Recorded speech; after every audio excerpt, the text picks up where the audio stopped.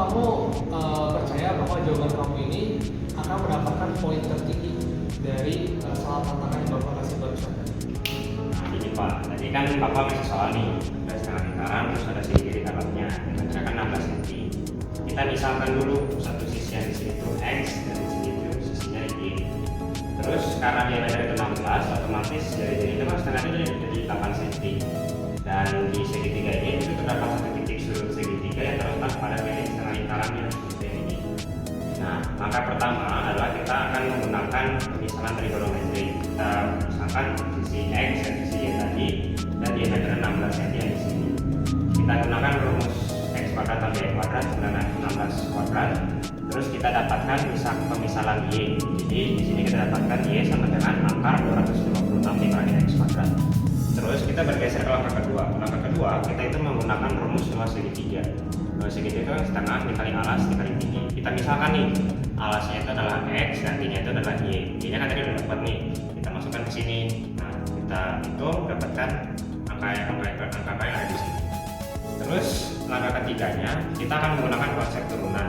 Di sini kita akan menurunkan rumus luas segitiga disamakan 0, yaitu prosesnya adalah sebagai berikut.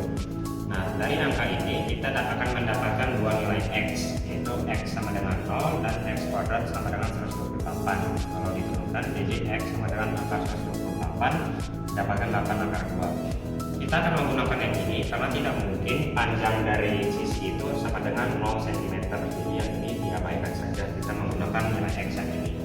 Lalu langkah keempatnya adalah kita masukkan lagi X ini ke rumus luas segitiga maksimum dari yang itu. Setengah dikali alas dikali tinggi. Jadi kita misalkan nih setengah dikali X dengan Y kan. Y nya udah dapat, X nya juga udah dapat di sini. Jadi kita masukkan dua-duanya, kita hitung didapatkan hasilnya adalah 64 cm kuadrat. Ini adalah luas maksimum dari segitiga tersebut. Nah, baik sekali Tristan. Saya cuma mau satu doang dari penjelasan Anda tadi. Di sini tadi ada mengatakan kalau ini konsepnya itu trigonometri kan. Ini sebenarnya itu menggunakan rumus Pythagoras. Itu aja sebenarnya.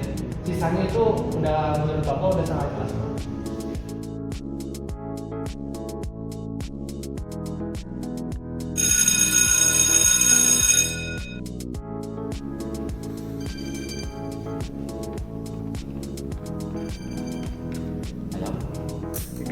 Halo, Hans?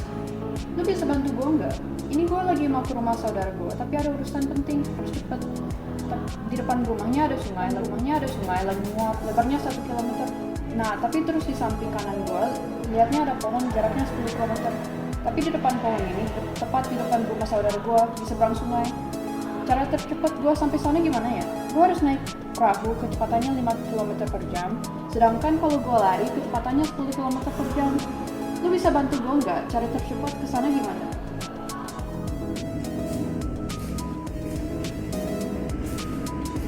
Weh, lu ngapain Hans? Ini kebetulan lagi itu ada yang minta tolong. Nah kondisinya tuh lagi gini. Jadi dia itu mau ke rumah saudaranya, lagi ada masalah yang lumayan urgent. Nah dia itu sungai di depan rumah saudaranya itu lagi meluap, jadi lebarnya sekarang sekitar 1 kilo, lumayan. Nah kalau dia itu bisa nyebrang sungai itu, tapi kapalnya itu karena cuma bisa kapal dayung, dia kecepatannya cuma 5 km per jam. Dia agak lama ya? Ya. Nah dia itu kalau misalnya mau lari gitu ya sebenarnya bisa 10 km per jam, cuma kita tetap harus nyebrang sungai. Jadi patokan yang dia bilang sih katanya di seberang rumah saudaranya itu ada sebuah pohon. Nah jarak dia dari pohon itu kira-kira 10 km. Nah dia nanya kira-kira paling cepat gimana ya kesana. Dari tadi begini. Gitu, bentar ya. Coba bikin dulu. Kemarin teh berarti harus diajarin namanya teh konsep turunan. Konsep turunannya kalau misalnya kita aplikasi itu biasanya kaitannya sama kehidupan sehari-hari dan juga masalah optimasi. Jadi kita nyari masalah optimum supaya kalau misalnya gue terapin si konsep turunan ini ke permasalahan ini, kira-kira kita bisa dapat jawaban yang paling efisien itu gimana?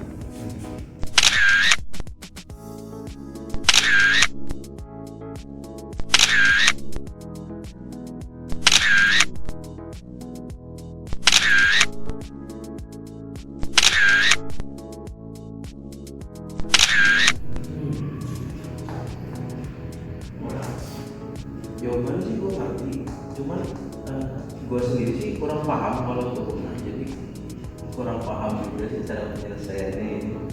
Bisa tolong dijelasin biar gue paham juga. Ini dia mah gini dulu. Gue coba dari sini. Yang pertama kan, gue dia dari scan soal ini, gue pindah di sini terus gue taruh beberapa keterangan. Saya taruh beberapa keterangan di sini. Biasanya kalau misalnya kita menempuh jarak tegak lurus seperti ini kan, daripada kita ngikutin jalan ini, kita kan lebih suka kalau misalnya kita lewat jalannya miring kan. Nah, mau coba kalau misalnya kita misalin gitu, jarak ini yang x, terus lebarnya kan 5 meter. Nah, jarak miringnya itu bisa dapat dari konsep Pitagoras gitu. Nah, dari hitungan ini. Jadi x yang akan ditempuh di air dalam perahu itu sama dengan akar dari x kuadrat ditambah 1 itu sama Pitagoras. Jadi untuk kecepatannya kita ekspornya ini akar x kuadrat tambah 1 per 5. Terus waktu perjalanan di darat ya, di sini kan udah pakai x nih. Ternyata awalnya 10 pakai x, jadi sisa 10 dikurangi x. Kecepatannya kan 10 km per jam di sini. Jadi waktu perjalanan di darat satu kali itu 10 dikurangi x bagi 10 x. Nah, begitu fungsi waktu totalnya tuh kurang lebih seperti ini, hasil akhirnya dapat seperti ini. Nah, tadi kan bapak ngomong kalau saya masalah optimasi itu kan bisa didasarkan dalam menggunakan turunan. Nilai maksimum suatu hasil itu bisa dicari apabila nanti turunannya sama dengan nol. Nah, jadi dia tuh fungsinya tadi turun di sini. Hasilnya segini kurang lebih. Kenapa ini 1/10 nya tuh tidak pernah turunan? Soalnya tuh bahwa 1/10 nya konstanta. Untuk karena turunannya konsep konstanta itu kan kita bisa kerjain itu kita keluarkan konstanta dulu. Terus nanti fungsi dalam ini bakal kita turunin. Nah itu kurang lebih kenapa sih 1/10 ini tidak diturunkan atau tidak hilang. Nah dari sini kan sama dengan 0 nih. Itu kalau seperti ini kita luas, ini kuadratin, hasil akhir itu ketemu. Kalau misalnya x itu sama dengan akar 3/3 ini kan, ini. Nah, kadang x berapa nih? Kita balikan lagi ke sini. Ini kan akar x kuadrat tambah 1, x tadi dapat akar 3/3 nih. Akar 3/3 dikuadratin ditambahin 1. Ini 2 akar 1/3, 2 akar 3/3 ditambahin 1 dapat ini 10 dikurangi x. X nanti dapat akar 3/3, 10 akar 3, 10 dikurangi akar 3/3 dapat x2 nya 30 minus akar 3 per jari kilometer.